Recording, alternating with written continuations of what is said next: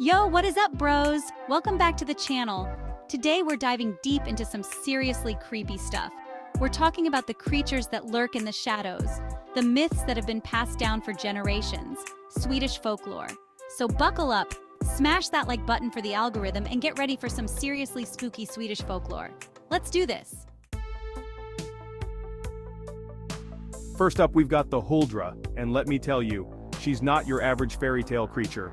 Imagine, if you will, the most beautiful woman you've ever seen, chilling out in the forest, long flowing hair, piercing eyes, and a smile that could launch 1,000 ships. Or, lure you to your doom. But here's the catch, and there's always a catch with these mythical beings, right? The Huldra, she likes to play tricks. She's kind of like a siren, luring unsuspecting dudes into the forest with her beauty and charm. But, and this is a big but, she's hiding a little secret under that dress, literally. See, from the front, she's all human, but turn her around and bam, she's got a hollow back, like a tree trunk, or maybe an empty Halloween costume. Creepy, right? It's like finding out your supermodel girlfriend is actually a sentient piece of bark. Not exactly ideal, and it gets worse. If you see a Huldra and you don't play your cards right, well, let's just say you might end up lost in the woods, forever, or worse. No one really knows what happens to the Huldra's victims, and that's what makes it even creepier.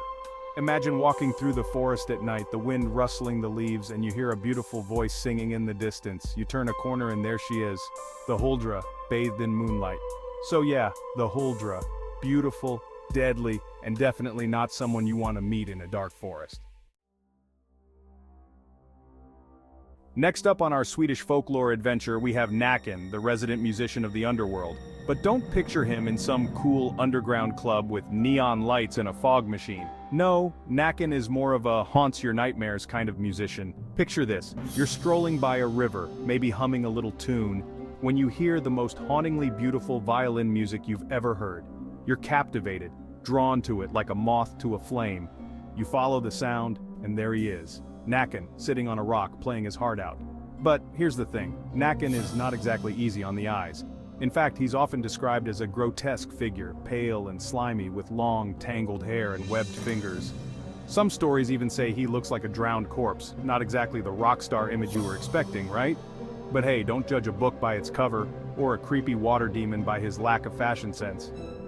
Näcken's music is said to be magical, capable of enchanting anyone who hears it, and that's where the danger lies. See, Näcken's music is more than just catchy tunes, it's a trap.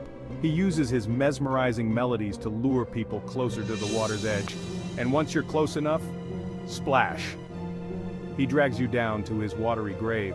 So if you ever find yourself wandering through the Swedish countryside and hear the sweet sounds of a violin floating on the breeze, be careful. Now it's time to talk about trolls. And no, I'm not talking about those keyboard warriors leaving nasty comments in the comment section. Although some of them might actually be trolls in disguise. We're talking about the real deal, the trolls of Scandinavian folklore.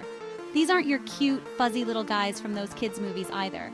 We're talking about massive, hulking creatures, often depicted with giant noses, mismatched ears, and a serious case of bedhead. Seriously, it's like they've never heard of a comb or a brush. Trolls live pretty much anywhere they want, forests, mountains, under bridges, but they all have one thing in common. They hate humans, like really hate us. Some stories say they even eat people, which is a pretty solid reason to stay on their good side, if you ask me. But trolls aren't just mindless monsters. They're also known for their trickery and cunning. They love playing pranks on humans, like stealing their livestock, leading them astray in the woods, or switching their babies with troll babies. And here's a fun fact, trolls are actually weak to sunlight. So if you ever find yourself face to face with a troll, just hold up a mirror or something. Let's talk about the vitra and the vate, two creatures that are so intertwined in Swedish folklore that it's hard to tell them apart sometimes. They're like the Batman and Robin of Swedish mythology, except, without the cool costumes and gadgets. Both the vitra and the vate are nature spirits, protectors of the forest and all the creatures that live there. They're kind of like the park rangers of the supernatural world, making sure everything is in balance. The vitra, also known as the hidden people, are often described as small, human-like creatures dressed in clothes made of bark and moss. They live in underground homes called vitra mounds, which are basically like hobbit holes, but way more magical. And you don't want to mess with their homes. The vata, on the other hand, are a bit more varied in their appearance.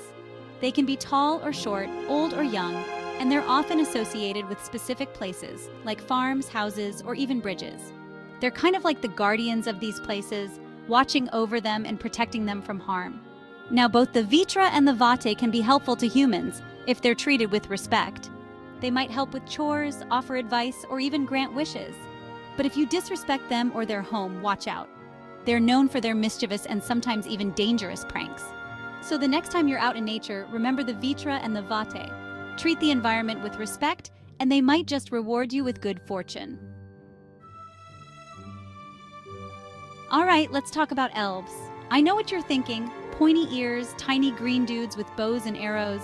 Well, you're not entirely wrong. Swedish elves, or alvor as they're called here, do have a certain whimsical charm to them. First of all, forget about the whole green skin thing. Swedish elves are typically depicted as incredibly beautiful, ethereal beings with flowing hair and shimmering clothes. Think Legolas from Lord of the Rings, but with even more style. They're often associated with nature, and they're said to be the protectors of the forests, lakes, and animals. Now, unlike some of the other creatures we've talked about, elves aren't necessarily good or evil. They're more like forces of nature themselves, unpredictable and often mischievous. Sometimes they might help humans, other times they might play pranks on them, and sometimes they might just ignore them altogether. One thing's for sure though, you don't want to get on an elf's bad side. They're known for their magical powers, and they can be pretty vindictive if they want to be. So, the next time you're wandering through the Swedish wilderness, keep an eye out for elves. Finally, let's talk about the little guys, the gnomes and tomtar, the unsung heroes of Swedish folklore. These guys might be small in stature, but they're big on personality, and they play a surprisingly important role in Swedish culture. Gnomes, or tomtenisar in Swedish, are kind of like the Santa Claus of Scandinavian folklore. They're typically depicted as little old men with white beards, pointy hats, and a fondness for all things cozy and domestic. They're the protectors of the home and hearth, and they're said to bring good luck and prosperity to those who treat them with respect.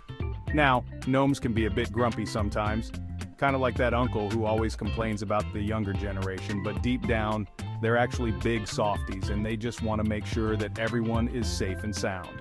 They're particularly fond of children and animals, and they're always happy to leave little gifts for those who have been good. Tomtar, on the other hand, are a bit more mischievous. They're like the trickster spirits of the house, always playing pranks and causing a little bit of chaos. But like gnomes, they're not inherently evil. In fact, they can actually be quite helpful around the house if they're in a good mood. They might help with chores, protect the livestock, or even warn the family of impending danger. So if you want to stay on the good side of your resident gnome or tomte, make sure to leave out a little treat for them every now and then. So there you have it, bros, a crash course in Swedish folklore. From seductive forest spirits to grumpy gnomes, we've covered it all. If you enjoyed this video, make sure to give it a big thumbs up and subscribe to the channel for more awesome content. And let me know in the comments down below which creature was your favorite, or which one scared you the most. Until next time, stay curious, stay safe, and don't go wandering into the Swedish wilderness alone at night.